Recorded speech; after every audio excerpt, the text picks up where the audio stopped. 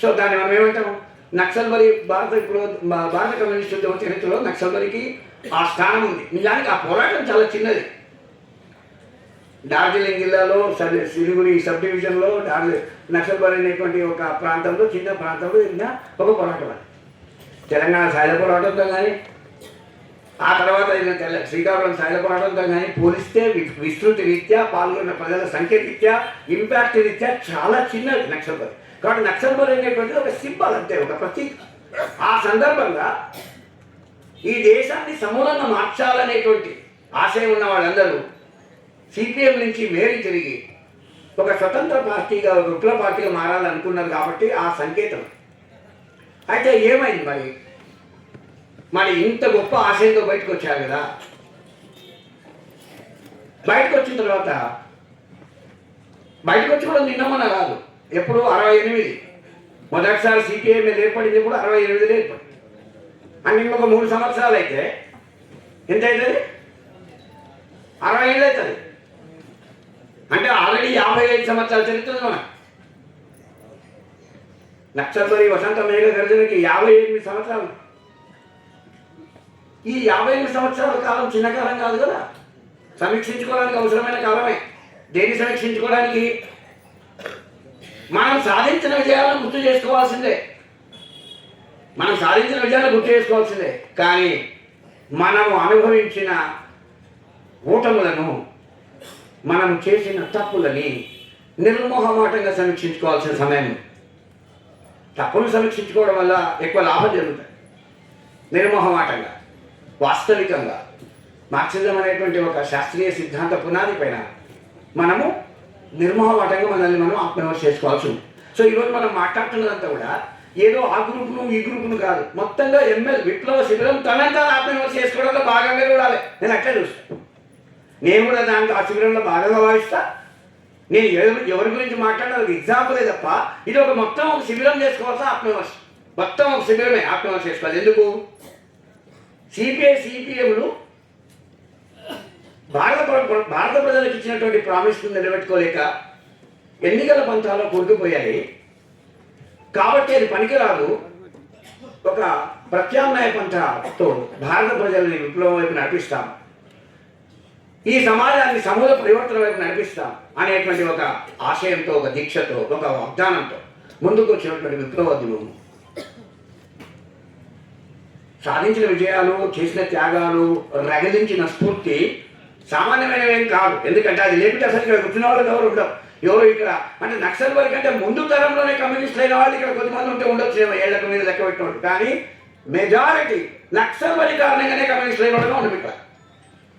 So Naxalbari తరం తయారు చేసే కమ్యూనిస్టులు ఉన్నాం మనమంతా. ఈ దేశంలో ఎక్కువ మంది వాళ్ళే ఉంటారు.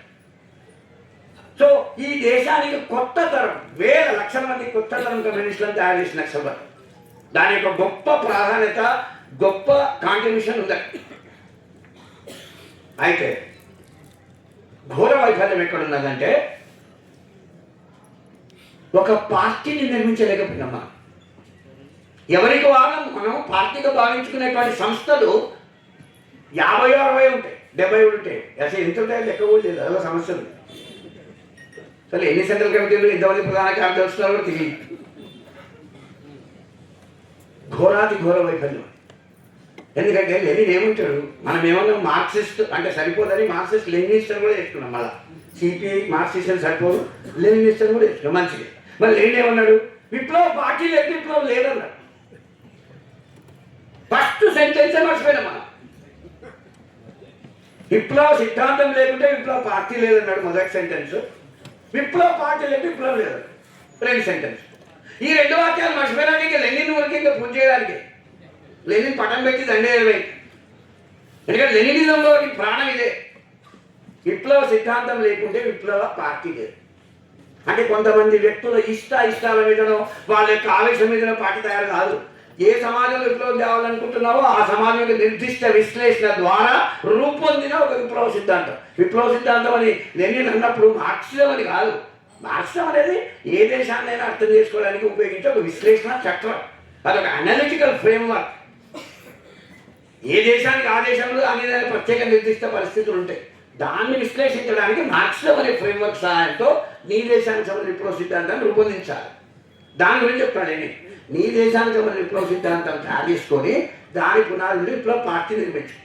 ఆ విప్లవ పార్టీ ఒక అగ్రగామి దళం అవుతుంది. అది నాయకత్వం వస్తుంది. ఏది విప్లవ కార్మిక వర్గానికి, విప్లవ శ్రామిక ప్రజలకి, విప్లవ రైతాంగానికి.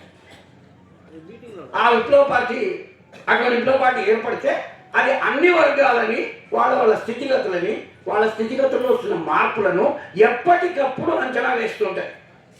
ఎందుకంటే మనం మార్చాలనుకున్న సామాజిక వ్యవస్థ, మనం మార్చాలనుకున్న రాజకీయ ఆర్థిక వ్యవస్థ కూడా ఒక చలనం లేని విగ్రహం కాదు, నిరంతర మార్పుల గురయ్యే గతిశీలమైన వ్యవస్థ. అది కూడా మనం ఏ వ్యవస్థనైతే కూల్చాలనుకుంటున్నామో ఒక చోట స్థిరంగా నిలబడే విగ్రహం కాదు అది. మనం చుట్టూ తీసుకొని కొట్టి కుల్చని నిరంతర ప్రవహించింది అది కూడా.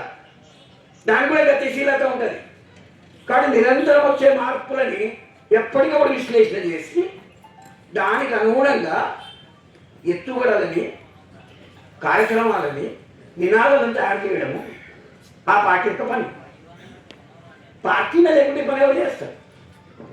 పార్టీని లేకపోతే ఎవరు చేయలేని పని. అందువల్ల ఏమైందంటే చాలా విచిత్రమైన, విషాదకరమైన పరిస్థితుల్లో విప్లవం ఇరుక్కుపోయింది. అతివాదం, మితవాదం అనే పదాలు మనం వాడుతున్నాం కదా. నిజానికి ఒకరినొకరు తెచ్చుకుంటాం. ఒకరి దృష్టిలో ఇంకొకరు అతివాది, వాళ్ళ దృష్టిలో వీళ్ళు మితవాది. అతివాది అంటే కొంతమంది అంటే ఒకరు కంప్లీట్గా అతివాది, ఇంకొకరు పూర్తిగా మితవాది అన్న మనకు అర్థమవుతుంది. అట్ట కూడా లేదు. అతివాద పంథ, మితవాద పోరాట ఎత్తుగడలను కూడా ఉంది. అంటే ఒకే అతివాదిలో పంథ అతివాదం ఉంటుంది, మితవాద పోరాట ఎత్తుగడలు ఉంది. అంటే అతివాదం, మితవాదం అనేటువంటివి రకరకాల కాంబినేషన్లో మిక్స్ అయ్యే అంశాలు కూడా ఉంటాయి. అంటే మనము ఇవన్నీ ఏం తెలియజేస్తున్నాయి? మన ముందున్న సామాజిక పరిస్థితులు, మన ముందున్న పరిస్థితుల మీద మన అంచనా ఏంటి? ఒక విప్లవ పార్టీ పని ఏంటి? చుట్టూ ఉన్న రియాలిటీ, చుట్టూ ఉన్నటువంటి భౌతిక వాస్తవికతని విశ్లేషిస్తూ ఉండాలి నిరంతరం. దానికి ఒక ఆశయం ఉన్నది. ఈ దోపిడీ వ్యవస్థని కూల్చాలి, ఈ దోపిడీ వ్యవస్థను కాపాడుతున్న దోపిడీ రాజ్యాన్ని కూల్చాలి. ఇది లక్ష్యం. సింపుల్. లక్ష్యం చాలా దానికే కష్టం లేదు, సింపుల్. అది మార్క్స్లో ఫిక్స్ చేసింది. దాన్ని మనం కొత్తగా కనుక్కోవాల్సిన పని లేదు. లక్ష్యం విషయంలో మనం కొత్తగా కష్టపడాల్సిన పని లేదు. కానీ లక్ష్యాన్ని పదే వల్లించడం కాదు విశ్లేషణ. అంటే దోపిడీ వ్యవస్థను మార్చాలి, దోపిడీ రాజ్యాన్ని కూల్చాలని మార్క్స్లో చెప్పేసి, అయితే నీ దేశంలో ఆ దోపిడీ వ్యవస్థ ఎలా పనిచేస్తున్నది, ఆ దోపిడీ వ్యవస్థ పనిచేసే క్రమంలో ఎలాంటి ఏ వర్గాలు ఉన్నాయి, ఆ వర్గాల స్థితిగతులు ఏమిటి, వాటి యొక్క ప్రత్యేకమైన డిమాండ్లు ఏమిటి, వాటికి రాజకీయ వ్యవస్థకి మధ్యలో ఏం సంబంధాలు ఉన్నాయి, ఇవన్నీ ఎప్పటికప్పుడు విశ్లేషించాల్సి ఉంటాయి. దాని నుంచే అనేక ఎత్తుగడలు రూపొందించాలి. అంటే పరిస్థితులను విశ్లేషించాలి, అంచనా వేయాలి. లేదు, చాలా తీవ్రమైన, దారుణమైన పరిస్థితులు ఉన్నాయి, ప్రజలకు ఇంకా ఏమాత్రం కూడా బతకడానికి, మనుగడ సాగించడానికి వీల్లేని పరిస్థితి ఉంది, కాబట్టి ప్రజలు బద్దల ఎందుకు సిద్ధంగా ఉన్నారు? కోపము, ప్రజల కోపము, అసంతృప్తి బద్దలేందుకు సిద్ధంగా ఉంది. మనం వాళ్ళని కనుక సరైన పద్ధతిలో వాళ్ళని కనుక ముందుకు తీసుకపోతే ప్రజలు సాయుధ పోరాటం చేయడానికి, ఈ రాజ్యాన్ని కూల్చడానికి కూడా సిద్ధమవుతారు అని ఒక ఎవరిని అంచనా ఇస్తే అది విప్లవ అంచనా అని వాళ్ళు అనుకుంటారు. అయితే ఇంకొక పక్క వాళ్ళు ప్రజల్లో కష్టం ఉంది, అసంతృప్తి ఉంది, దోపిడీ ఉంది, అన్యాయం ఉంది, రోజు కష్టాలు ఉన్నాయి, కానీ వాళ్ళు రాజ్యాన్ని కూల్చాలి, తిరుగుబాటు చేయాలి, ఎంత ప్రాణాలకైనా తెగించి పోరాడాలనేందుకు వాళ్ళని సిద్ధంగా లేరు. ఏదో ఒకటి చేసి ప్రాణం కాపాడుకోవాలనుకుంటున్నారు, ఎట్లో కూడా బతకాలనుకుంటున్నారు వాళ్ళు. కాబట్టి వాళ్ళు ఇంకా అంతగా సిద్ధపడలేదు. కాబట్టి మనం అంత పెద్ద పోరాటాలకి వాళ్ళు సిద్ధం లేనప్పుడు అటువంటి పోరాట ఎత్తుగడలు మనం తీసుకుంటే తీవ్రమైనటువంటి ప్రజల్ని మన నుంచి దూరం అవుతారు, లేదా శత్రువు మనల్ని చేస్తారు. రెండు ప్రమాదాలు ఉంటాయి. అతివాదం అంటే ఏంటి? ఏ ఎత్తుగడలు అయితే ప్రజల నుంచి మనల్ని దూరం చేసి శత్రువు మనల్ని అటాక్ చేయడానికి అవకాశం కల్పిస్తే దాన్ని అతివాదం అంటారు. ఇంతే సింపుల్. మితవాదం అంటే ఏంటి? ఏ ఎత్తుగడల ద్వారా ప్రజలను పోరాటంలో కలగడానికి సిద్ధంగా ఉన్న ప్రజల్ని ఎన్నికలు అవుతాయో, ప్రజల మీద నాయకత్వం వహించడానికి, ప్రజల్లో మన భావాలను వ్యాప్తి చేయడానికి, మన నాయకత్వాన్ని పదిలం చేసుకోవడానికి ఉన్న అవకాశాన్ని చేదార్చుకుంటామో, మనం ప్రజల చైతన్యం కంటే మనం వెనక్కి వెళ్ళిపోతామో అది మితవాదమే. అయితే విప్లవోద్యమ చరిత్రలో ఈ అతివాదము మితవాదం అనేటువంటి ఒక రకంగా విమర్శలు ఒకరి మీద ఒకరు చేసుకున్న చరిత్రతో మనం చూస్తాం. అయితే అన్ఫార్చునేట్లీ ఈరోజు మనం వెనక్కి తిరిగి చూస్తే అసలు ఆ ఆరోపణలకు అర్థమే లేదనిపిస్తుంది. పెద్దగా అర్థం లేదు. ఎందుకంటే దేశవ్యాప్తంగా ఒక పార్టీ ఉంది, ఆ పార్టీ దేశం మొత్తానికి సంబంధించిన ఒక విశ్లేషణ చేసి ఒక కార్యక్రమం రూపొందించుకొని, ఒక ఎత్తుగడల పంతా రూపొందించుకొని కొన్ని కార్యక్రమాలు అమలు చేసే క్రమంలో దాని నుంచి వచ్చే అనుభవాల నుంచి తాను చేసిన తన ఎత్తుగడలు అవి సరైనవా లేదా మితవాదంతో కూడినవా లేదా అతివాదంతో కూడినవా అనేటువంటి దానికి కొన్ని అనుభవాలు వస్తాయి.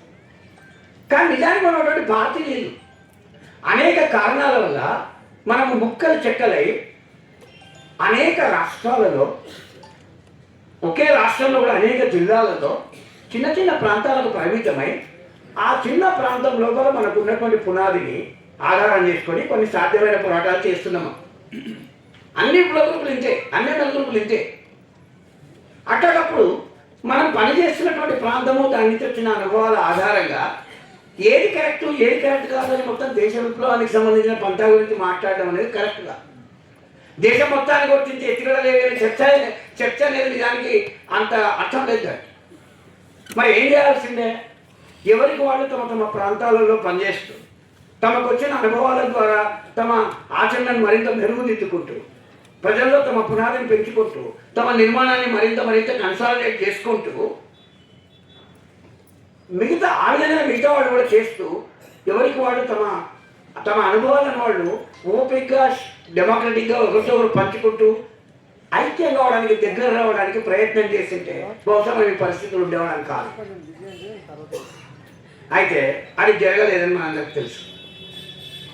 నిజానికి చెప్పాలంటే పరస్పరము స్నేహపూర్వకంగా చర్చించడం కాదు కదా, కనీసము కలిసి ఐక్య కార్యాచరణ కూడా చేయలేని ఒక వాతావరణము, యుద్ధ వాతావరణము, అసలు మా ప్రాంతంలో మీరు రాకూడదు, మీ ప్రాంతంలో మా రాకూడదు అని జాగీర్దారీ వ్యవస్థతో ఒకరికొకరు మీద దాడులు చేసుకున్న ఒక విషాదకర చరిత్ర కూడా మనకు. పరస్పరం చంపుకున్నాం కూడా మనం. భ్రాతృహత్యలు అంటాం చూడు, అంటే అన్నదమ్ములు చంపుకోవడం, భ్రాతృహత్యక చరిత్ర ఉంది మనకు. అది కూడా మన చరిత్రే. మనకు ఒక చాలా గ్లోరియస్ చరిత్ర ఉంది, మనకు గర్విస్తాం. మనకు చాలా భయంకరమైన చరిత్ర ఉంది, దాన్ని చూసి సిగ్గుపడతాం. అయితే అన్ని గ్రూపులు తెలివి తెచ్చుకున్నాయి. కాంగ్రెస్ కోల్పోయిన తర్వాత, నష్టపోయిన తర్వాత కొంచెం మొత్తం మీద తెలివి తెచ్చుకొని పరస్పర దాడులు మానుకున్నాయి. అదొక సంతోషకరమైన విషయం. ఒక 10 ఏళ్ళు ఏమో జరిగినాక ఇక ఏమైంది? మొదట్లో అయితే ఒకరి మీద ఒకరు ఆవేశంతో డాక్యుమెంట్లు వేసుకోడు ఒక దశలో. ఆ తర్వాత డాక్యుమెంట్లు రాసే ఒకటి కూడా నీ పని నువ్వు చేసుకొని, ఆ పని నేను చేసుకునే కాదు. మొదట్లో పోటీ ఉండింది. ఆ పోటీ దాడుల వరకు, చంపుకోవడం వరకు పోయింది. చివరికి పోటీ గిట్టి లేదు. కొంత ఫిక్స్ అయిపోయిన ఏరియా, నీ ప్రాంతం ఇది, నీ జిల్లా ఇది, నా జిల్లా ఇది, నేను ఇది అది. మనమందరం ఒకే పార్టీ ఏర్పడవలసిన వాళ్ళం కాదా? నిజానికి అసలు ఒకే పార్టీ నుంచి ముక్కలే బయటకు వచ్చిన వాళ్ళం కదా, జ్ఞాపకం కూడా లేదు. ఒకే పార్టీగా మారవలసిన అవసరం ఉంది కదా అనేటువంటి ఒక ఆలోచన ఆశ కూడా పెద్దగా లేవు. అంటే మనం ఏం చేసినాం? ఒక ఇంకా పరిస్థితి ఇది, ఎవరికి వాళ్ళం పనిచేయాలి, ఎవరికి వాళ్ళం మనంతా కూడా ఒక పార్టీగా పనిచేయాలి. మనకున్న ఒక ట్రాజడీ ఏంటంటే, మనం ఎంత చిన్న గ్రూప్ అయినా మనం ఒక పార్టీగానే పనిచేయాలి. అది మనకు సమస్య, వేరే ఆప్షన్ లేదు. ఎంత చిన్న గ్రూప్ అయినా సరే ఒక పార్టీ ఉండాల్సిందే. దానికి జిల్లా కమిటీలు, రాష్ట్ర కమిటీలు, కేంద్ర కమిటీలు అన్నీ ఉండాల్సిందే. దానికి ఒక అధికార పత్రిక ఉండాలి, దానికి ఒక అన్నీ ఉండాలి, రంగులు అన్నీ ఉండాల్సిందే. దానివల్ల చాలా శక్తి వేస్ట్ అవుతుంటుంది. చేసిన పని చేస్తుంటారు. అంటే అందరూ ఆచరణలో ఉంటారు, కానీ సమాజం మొత్తానికి విప్లవోద్యమం ముందుకు నేర్చుకోవడానికి కొత్త నమూనాలు ఏవి రావు. అందరూ దాదాపు మోరాల్లెస్ ఒకే రకం పని చేస్తుంటారు. అందరూ ఒకే రకమైన పోరాటాలు చేస్తుంటారు. అంటే నిరంతరం ఆచరణ గురించే మాట్లాడతారు. అసలు ఆచరణ గురించి మాట్లాడినంత, ఈ భారత విప్లవోద్యమం, ఎంఏ ఉద్యమం మాట్లాడినంతగా ఆచరణ గురించి ప్రపంచంలో ఏకమిటి పాటి మాట్లాడు.